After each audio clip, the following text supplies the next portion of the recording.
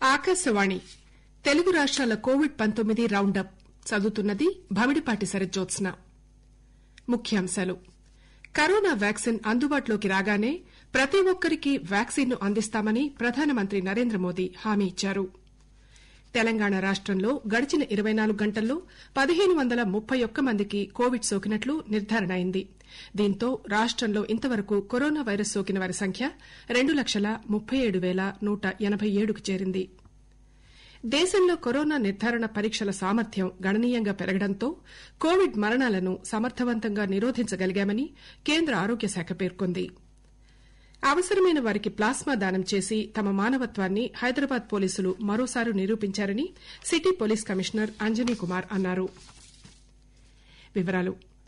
Corona vaccine అందుబాటులోకి రాగానే ప్రతి ఒక్కరికీ వ్యాక్సిన్ను అందిస్తామని ప్రధానమంత్రి నరేంద్ర మోదీ హామీ ఇచ్చారు. దేశం నలుమూలలా ఉన్న మారుమూల ప్రాంతాల ప్రజలను సైతం వదలకుండా అందరికీ వ్యాక్సిన్ అందుబాటులోకి తెస్తామని ప్రధానమంత్రి స్పష్టం చేశారు. ఓ జాతీయ ఛానల్కిచ్చిన ఇంటర్వ్యూలో ప్రధానమంత్రి ఈ మేరకు స్పష్టమైన హామీ ఇచ్చారు. వ్యాక్సిన్ అందుబాటులోకి రాగానే ప్రతి ఒక్కరికీ వ్యాక్సిన్ అందిస్తామని హామీ ఇస్తున్నానని ప్రధానమంత్రి ప్రకటించారు. అయితే ప్రథమ ప్రాధాన్యత మాత్రం కోవిడ్ వారియర్స్ కు ఇస్తామని ప్రధానమంత్రి స్పష్టం చేశారు. పంపిణీ విషయంలో జాతీయ నిపుణుల బృందం ఏర్పాటైందని ఈ బృందం ప్రాధాన్యతా క్రమాన్ని నిర్దేశిస్తుందని తెలిపారు. వ్యాక్సిన్ ని నిల్వ చేయడానికి 28,000 కోల్డ్ చైన్ పాయింట్లను ఏర్పాటు చేస్తున్నామని, దేశంలో మారుమూల ప్రాంతాల్లో ఉన్న వారికి కూడా వ్యాక్సిన్ అందేలా ఏర్పాట్లు చేస్తున్నామని ప్రధానమంత్రి నరేంద్ర మోదీ పేర్కొన్నారు. ఈ విషయంలో రాష్ట స్థాయిలో, జిల్లా, మండల స్థాయిల్లో అంకిత భావంతో పనిచేసే కార్యకర్తల బృందం ఉందని, పారదర్శకంగా జవాబుదారీతనంతో వారు ఆ పనిని నిర్వహిస్తారని అన్నారు. వ్యాక్సిన్ పంపిణీ విషయంలో నిపుణుల బృందం అధికారులకు తగిన సూచనలు ఇస్తుందని, అందరికీ వ్యాక్సిన్ అందించడమే లక్ష్యంగా అధికారులకు ఈ బృందం పూర్తి సహాయ సహకారాలు అందిస్తుందని ప్రధానమంత్రి తెలిపారు. తెలంగాణ రాష్టంలో గడిచిన 24 గంటల్లో 1531 మందికి కోవిడ్ సోకినట్లు నిర్ధారణ అయింది. దీంతో రాష్టంలో ఇంతవరకు కరోనా వైరస్ సోకిన వారి సంఖ్య 2,37,187కు చేరింది. రాష్ట వైద్య ఆరోగ్య శాఖ ఈ ఉదయం విడుదల చేసిన తాజా బులెటిన్ ప్రకారం రాష్టంలో నిన్న 43,000 పైగా పరీక్షలు నిర్వహించగా వారిలో 1531 మందికి కొత్తగా కరోనా వైరస్ సోకినట్లు నిర్ధారణ అయింది. కోవిడ్ నుంచి నిన్న మరో 1,048 మంది కోలుకున్నారు.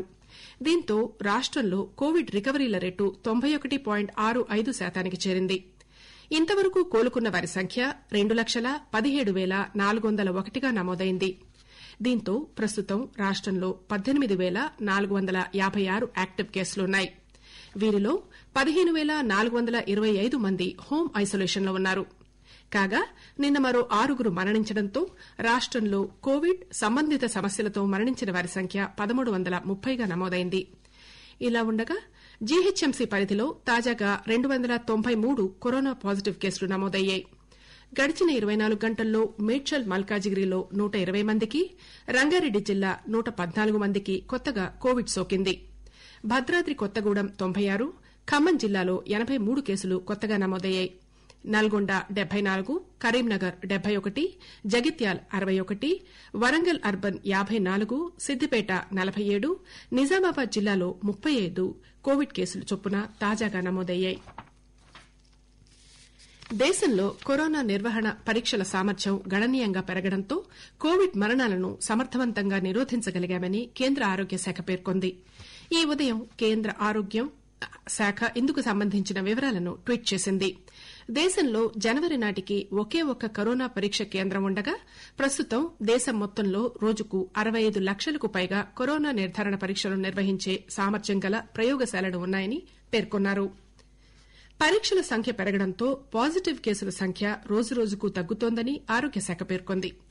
ప్రస్తుతం దేశంలో కరోనా పాజిటివ్ రేట్ 7.54గా ఉందని, అదేవిధంగా కరోనా పాజిటివ్ కేసులను వేగంగా గుర్తించి తగిన చికిత్స అందించడం వలన రికవరీ రేట్ పెరిగి మరణాల రేట్ దిగివస్తోందని ఆరోగ్య శాఖ పేర్కొంది. ఆకాశవాణి తెలుగు రాష్ట్రాల కోవిడ్-19 రౌండప్ వింటున్నారు. అవసరమైన వారికి ప్లాస్మా దానం చేసి తమ మానవత్వాన్ని హైదరాబాద్ పోలీసులు మరోసారి నిరూపించుకున్నారని city police commissioner Anjani Kumar అన్నారు.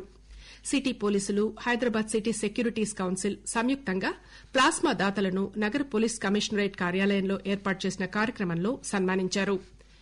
కోవిడ్-19 నుంచి కోలుకున్న వారు కోవిడ్తో బాధపడుతున్న వారికి ప్లాస్మా దానం చేశారని, అందులో కోవిడ్-19 వారియర్స్ ముందున్నారన్నారు. నగర పోలీసులు ఏర్పాటు చేసిన ప్లాస్మా దాన కార్యక్రమం విజయవంతమైందన్నారు. ఇప్పటికే 250 మంది నగర పోలీసులు ప్లాస్మా దానం చేశారని వారిని సిపి ప్రశంసించారు.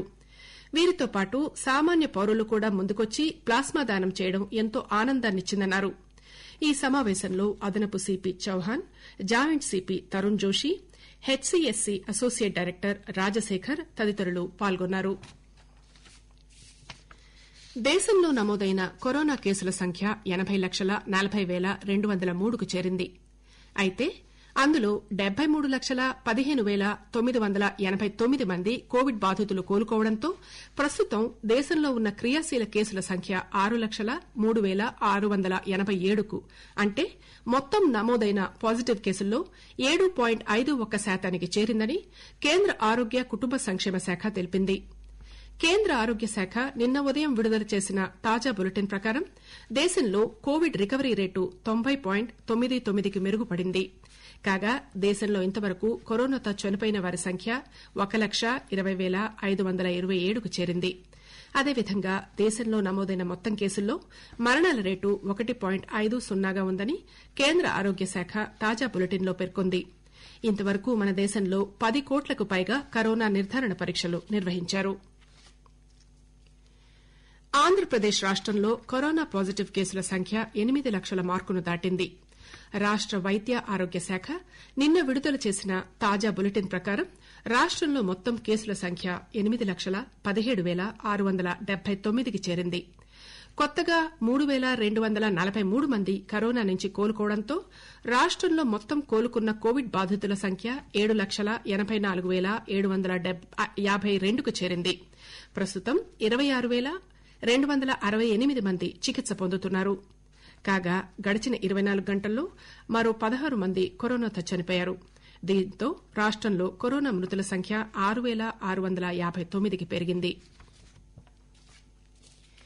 దేశీయ అంతర్జాతీయ విమానాల రాకపోకలపై విధించిన కోవిడ్ నిబంధనలను కేంద్ర రాష్ట ప్రభుత్వాలు అన్లాక్ 5లో భాగంగా సడలించడంతో శంషాబాద్ అంతర్జాతీయ విమానాశ్రయంలో వచ్చిపోయే స్వదేశీ విమాన సర్వీసులు రోజురోజుకు పెరుగుతున్నాయి. విమానాశ్రయంలో అనుసరిస్తున్న కోవిడ్ నిబంధనలు, తీసుకుంటున్న రక్షణ చర్యలతో రాకపోకలు నిర్విఘ్నంగా కొనసాగుతున్నాయి.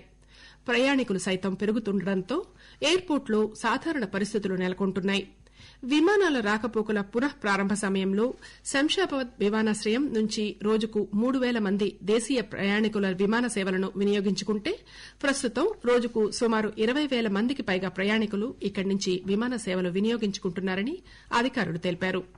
అదేవిధంగా Vande Bharat, air transport bubble ద్వారా వివిధ దేశాల నుంచి ఇప్పటివరకు 1.1 లక్షల మంది అంతర్జాతీయ ప్రయాణికులు శంషాబాద్ ఎయిర్పోర్టుకు వచ్చారు. 40 దేశీయ విమానాల నుంచి సెప్టెంబర్ నాటికి రోజుకు 230 విమానాల రాకపోకలకు పెరిగింది. సెప్టెంబర్ 30 వరకు 13,500 విమాన సర్వీసుల రాకపోకలు జరిగినట్లు అధికారులు తెలిపారు. గ్రేటర్లో కరోనా కేసులు తగ్గుముఖం పడుతుండటంతో నాన్ కోవిడ్ సేవలు సాధారణ స్థితికి చేరుకున్నాయి. గత నెలలో అన్ని ప్రభుత్వ దవాఖానాల్లో నాన్ కోవిడ్ సేవలన్నీ పునః ప్రారంభించిన విషయం తెలిసిందే.